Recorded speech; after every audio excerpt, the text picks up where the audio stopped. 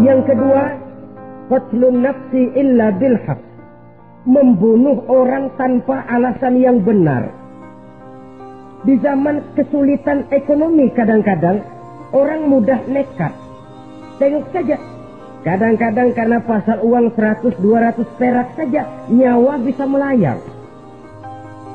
Kadang-kadang karena urusan yang remeh, salah omong, salah ambil, salah ucap, salah pegang, nyawa bisa jadi melayang.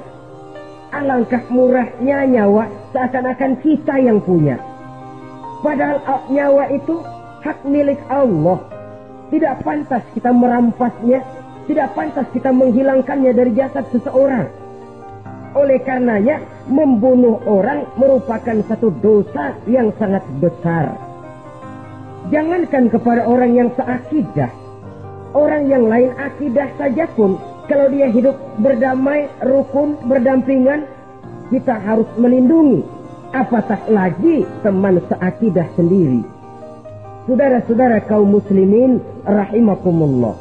Pantas kalau Nabi menyatakan apabila dua orang Islam sudah saling berkelahi, berbunuh-bunuhan, al-qatil wal maqtul finnar.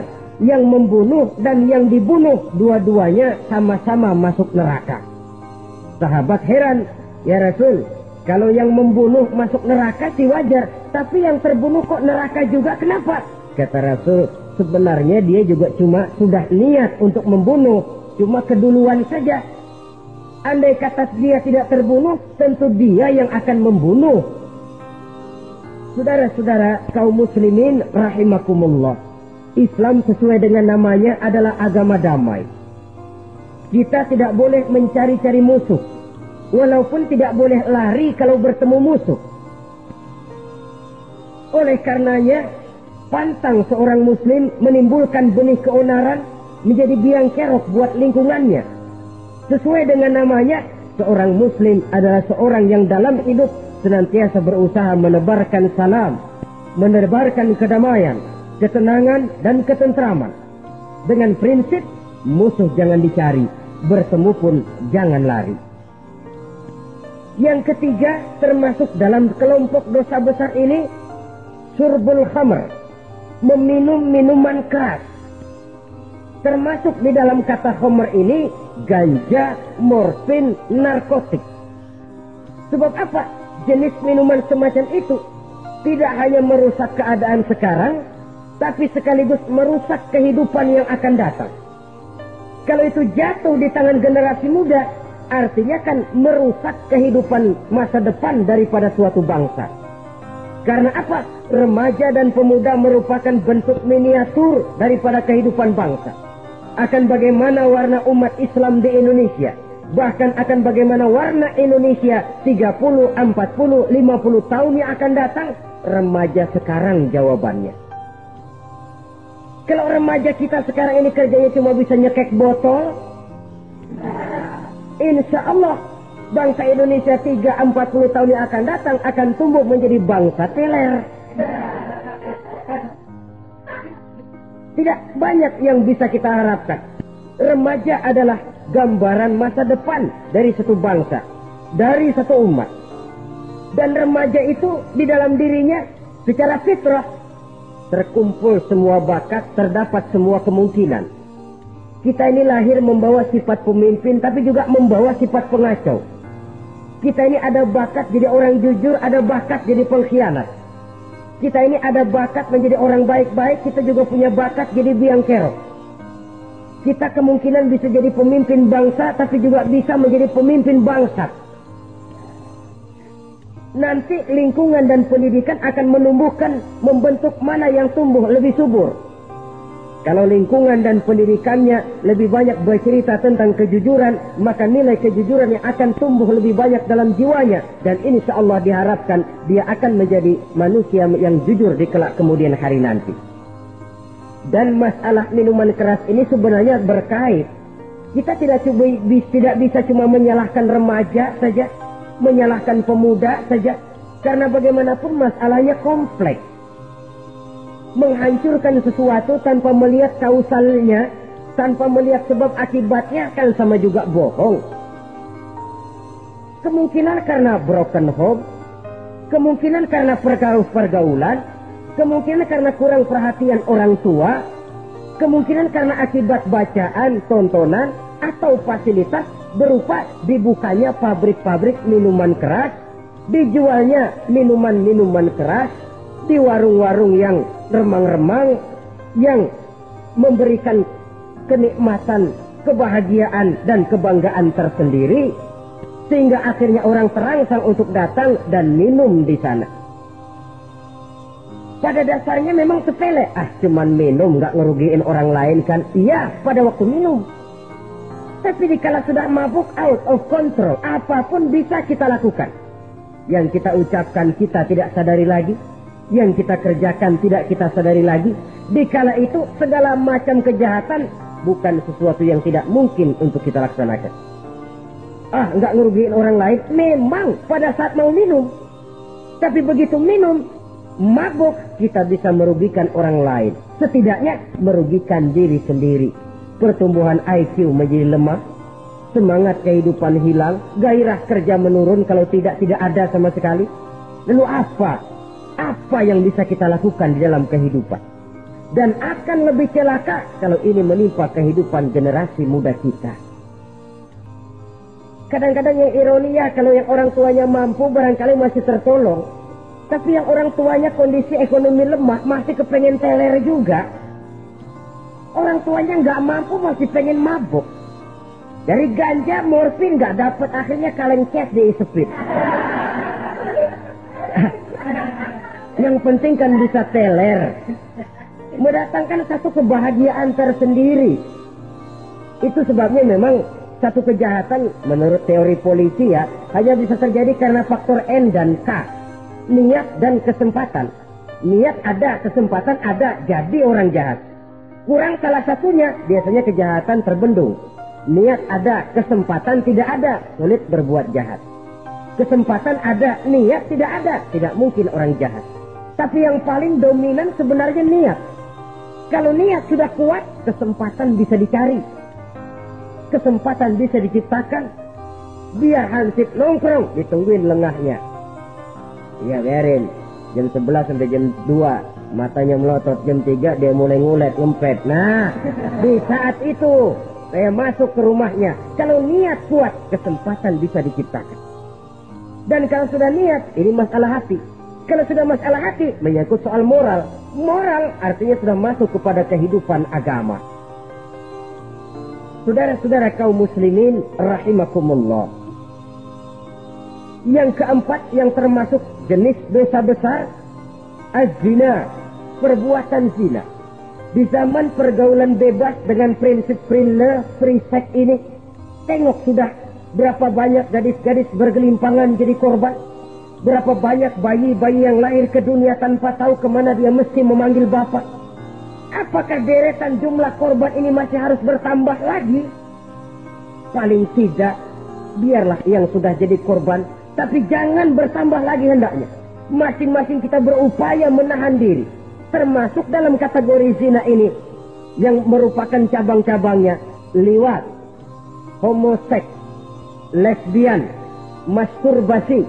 Bahkan masturbasi itu termasuk jenis zina tangan. Dan itu juga merupakan satu dosa. Di samping dosa juga merusak diri. Karena bagaimanapun juga dia akan mengurangi kemampuan daya pikir seseorang. Maka agama memberikan jalan keluar. Pesan Nabi, ya ma'syara syabab, man istata'a minkumul ba'at falyatazawwaj. Hai para pemuda, kata Nabi, barang siapa di antara kamu yang sudah bisa ba'at, yang sudah mampu ba'at. Ba'at itu artinya memberikan nafkah, baik nafkah zahir maupun nafkah batin. Falyatazawwaj, maka hendaklah dia kawin.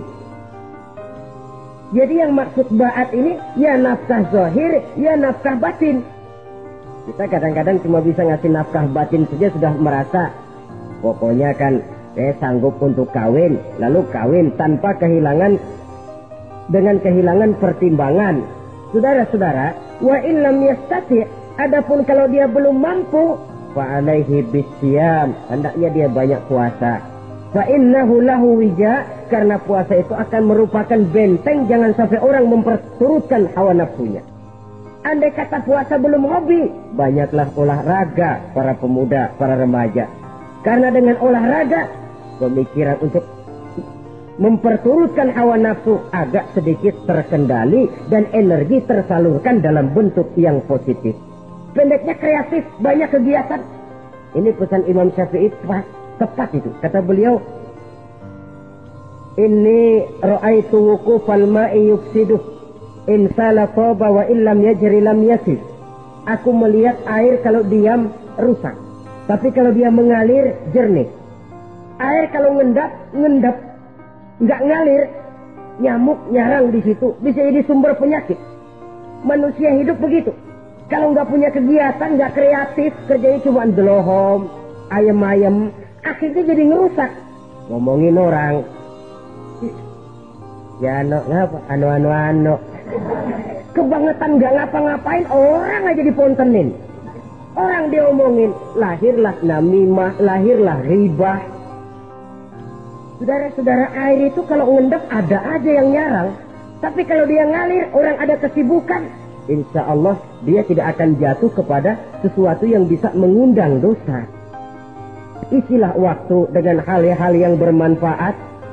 Karena hidup ini singkat dan tidak berjalan mundur ke belakang. Mundur hancur, berhenti diinjak orang.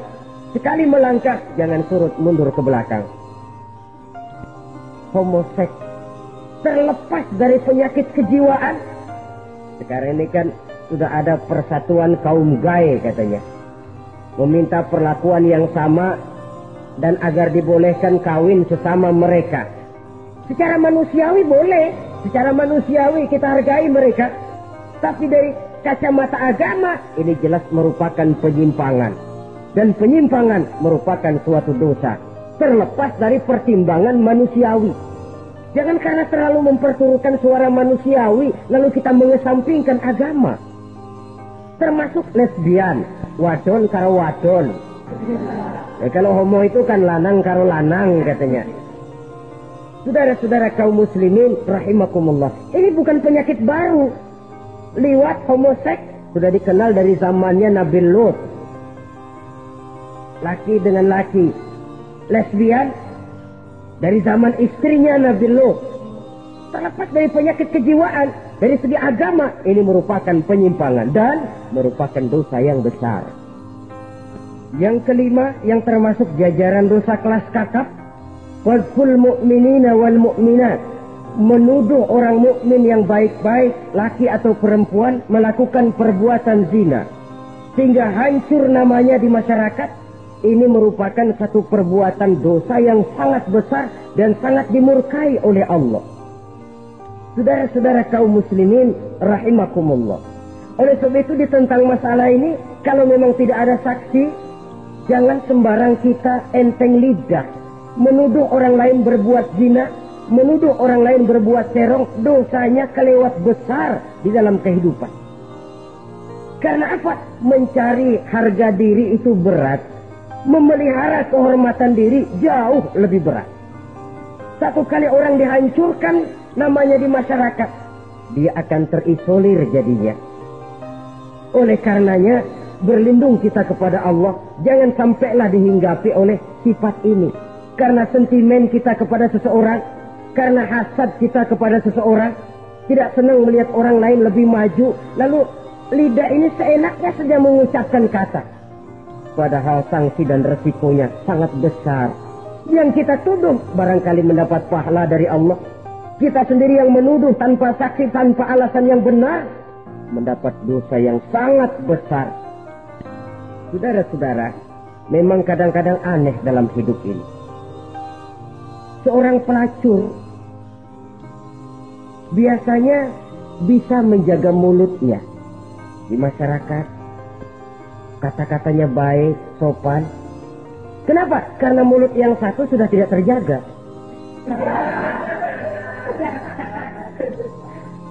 Kita kadang-kadang kehormatan bisa kita jaga, tapi mulut tidak terkontrol. Ngomong seenaknya dewe, bikin orang mangkel, kesal, fitnah sana, fitnah sini, menghancurkan nama baik orang, ngomongin yang macam-macam. Bagai-bagai macamlah caranya. Saudara-saudara kaum muslimin yang berbahagia. Jadi dengan demikian, menuduh orang lain berbuat zina, sedangkan orang itu tidak pernah melakukannya, ini termasuk satu dosa yang sangat besar di dalam kehidupan ini. Yang keenam, al-aqu bil walidain, durhaka kepada ibu bapak. Seorang anak, bagaimanapun banyak nilai ibadahnya, banyak kebaikan di masyarakat, menyandang berbagai macam gelar, pangkat dan jabatannya tinggi, tapi kalau sudah durhaka kepada kedua orang tuanya, alamat hidup tidak lagi membawa keberkahan. Dan itu dosa yang sangat besar. Sampai Nabi sabdakan, ridho Allah ada di dalam keridhaan ibu bapak. Murka Allah pun ada di dalam kemurkaan ibu dan bapak. Walaupun belum tentu setiap kita orang tua, tapi yang jelas setiap kita adalah anak. Dan setiap anak punya ibu dan bapak. Jangan sampai kacang lupa kepada kulitnya. Saudara-saudara kaum muslimin rahimakumullah. Durhaka kepada ibu bapak merupakan perbuatan yang sangat dimurkai oleh Allah. Apalagi ibu yang telah melahirkan kita, bahkan mengandung kita. Begitu juga bapak yang telah berusaha peras keringat banting tulang untuk mengasuh membesarkan kita. Tidak ada perbuatan baik yang kita lakukan untuk bisa menebus kebaikan daripada ibu dan bapak kita. Setidaknya kalau belum bisa berbuat baik kepadanya, kepada keduanya, janganlah menyakiti hati keduanya. Itu saja dulu yang harus dijaga. Kadang-kadang sudah berbuat baik enggak, nyakitin melulu. Sudah nyenangin belum bisa, saban sehari nyakitin saja. Padahal kedua orang tua itu doanya manjur, sebagaimana sumpahnya juga bisa jadi kenyataan. Dan sering bahkan menjadi kenyataan. Sampai ibu bapak sudah wafat, sudah meninggal sekalipun, kewajiban berbakti masih harus terus dilakukan oleh seorang anak. Lalu yang ketujuh, at-tawalli yaumaz zahfi, berpaling pada hari pertempuran. Orang sedang sibuk-sibuk menghadapi musuh, maksudnya berjuang membela agama ini, dia lari menyelamatkan diri. Pengecut, mental munafik. Ayo, kalau demi agama, mari kita maju ke depan. Allahu Akbar. Yang besar Allah, yang lain kecil semua. Maju. Orang lain maju serentak, dia mundur jauh ke belakang. Mental munafik, mental calo, istilah sekarang ini. Oh, itu calo, mental calo. Tuhan gedek banget itu. Coba ya, kalau itu paling sibuk nyuruh penumpang naik. Tapi sementara penumpang naik sampai ke tempat tujuan masing-masing, calonnya nggak kemana-mana, diem aja di situ. Cuma orang aja disuruh naik.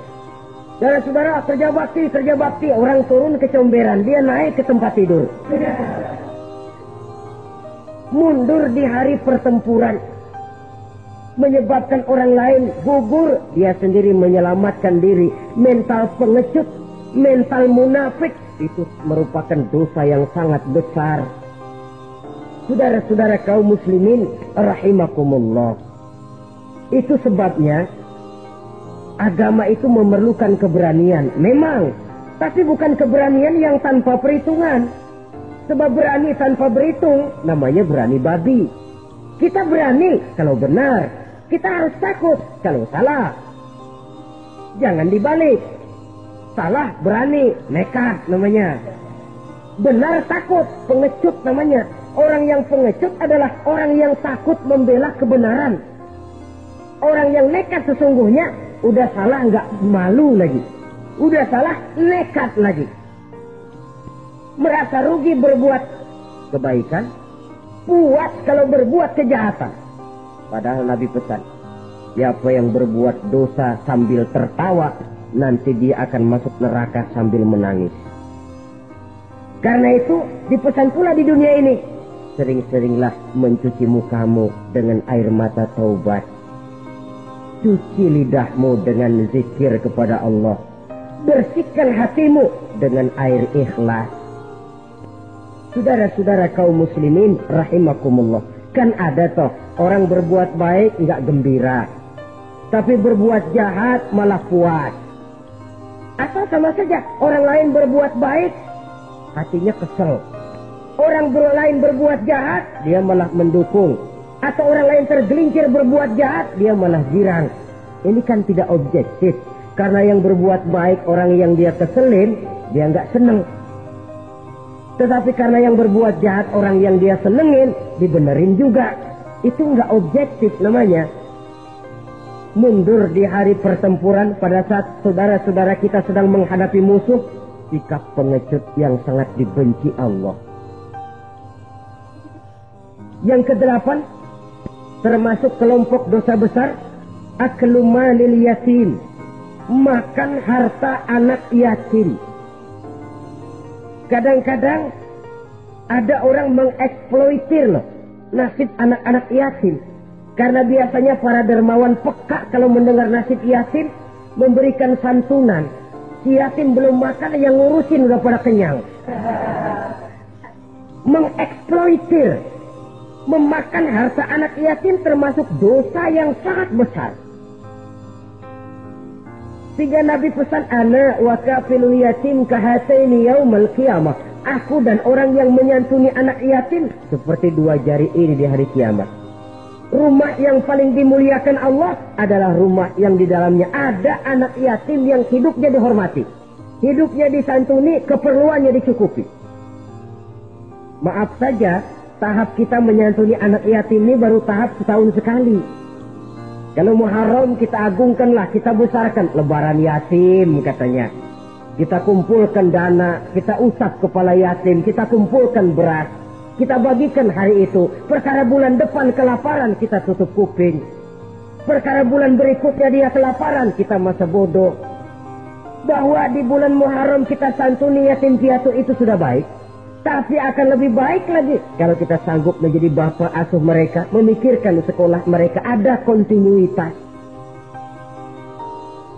Kalau mereka diasuh oleh orang lain, lalu bertukar agamanya, berpindah akidahnya, kita ngomel habis-habisan.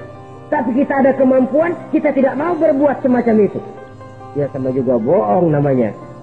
Saudara-saudara kaum muslimin rahimakumullah. Orang yang menyantuni yatim mendapat pahala besar. Tapi orang yang mengkorup harta anak yatim, dosanya juga sangat besar. Berhati-hatilah kalau kita diberikan kepercayaan oleh masyarakat untuk mengurus anak-anak yatim. Karena pahalanya besar, resikonya juga besar. Yang kesembilan, syahadatuz zur, sumpah palsu. Sebab sumpah palsu ini menggunakan nama Allah untuk sesuatu yang tidak benar. Nama kita saja dibawa untuk yang tidak benar, kita jengkel. Nama kita dipalsukan untuk sesuatu yang tidak baik, kita kadang-kadang jengkel, tidak puas jengkel, menuntut melalui saluran hukum. Kenapa? Nama saya dicatut.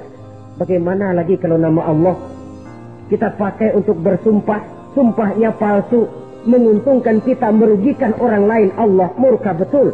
Maka sumpah palsu termasuk deretan dosa-dosa besar. Apalagi yang ke-10, aklur riba, makan riba alias renten. Ini kan yang cepat mendatangkan uang. Kadang-kadang kalau yang bikin riba itu orang awam barangkali, ya masih kita maklumi. Kadang-kadang penyakit ini datang menimpa mereka juga yang kita kenal kebaikannya. Bahkan suka datang ke musola, rajin ke masjid kadang-kadang. Riba masih dimakannya. Karena ini cara cari duit paling enak. Duit utuh, tambahnya terus masuk. Na'udzubillah, summa na'udzubillah.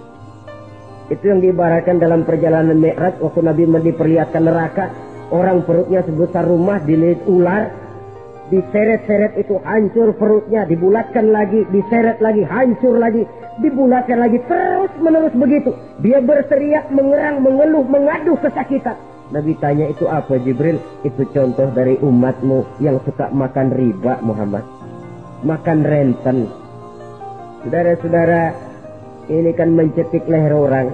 Orang sedang kesulitan. Kelihatannya sih baik, menolong. Tapi di belakang menolong itu nyekek. Di belakang menolong itu nyekek. Dan nyekek itu sebenarnya tujuan utamanya.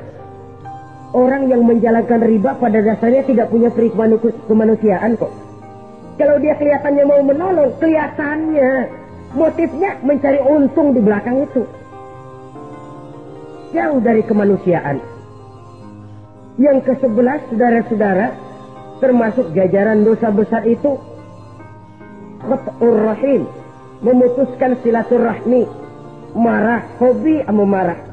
Kalau 3 hari nggak marahan sama orang, ngebet palanya. Selalu nyari gara-gara. Kalau udah marah berlaku perpanjangan waktu. Tahun, 2 tahun, kadang-kadang seumur hidup. Saudara hadirin yang saya muliakan. Apalagi mengurangi timbangan termasuk kelas dosa besar. Makan suap termasuk dosa besar. Semir menyemir dosa besar. Apalagi bunuh diri. Nah, bunuh diri dosa besar. Kadang-kadang karena sulit nekat. Daripada hidup susah mendingan mati sekalian. Apa dikira kalau mati urusan selesai? Belum. Termasuk memotong anggota badan sendiri. Dosa besar. Kayak belum lama ada kesulitan ekonomi mau lebaran. Alat vitalnya dipotong. Berita-berita koran. Itu pun dosa besar. Nah kan badan saya sendiri. Ya badanmu sendiri. Tapi yang ciptakan Allah. Yang berikan Allah. Kenapa mesti dipotong? Karena kesulitan ekonomi, alat vitalnya sendiri dipotong. Ya namanya alat vital, kalau sudah nggak ada yang vital kan hampa hidup ini. Tapi lalu kehilangan pertimbangan. Saudara-saudara kaum muslimin, karena itu di hadapan segala macam kesulitan, jangan sampai kita kehilangan pertimbangan lalu terjatuh ke dalam dosa-dosa besar ini. Mudah-mudahan Allah selamatkan kita dari segala macam bentuk dosa besar, sehingga diampuni segala dosa yang kecil dan digerakkannya kita untuk hidup melakukan kebaikan yang membawa pahala yang sebesar-besarnya. Ini sajalah pertemuan kita saat ini. Terima kasih atas segala perhatian. Mohon maaf atas segala kekurangan. Wassalamualaikum warahmatullahi wabarakatuh.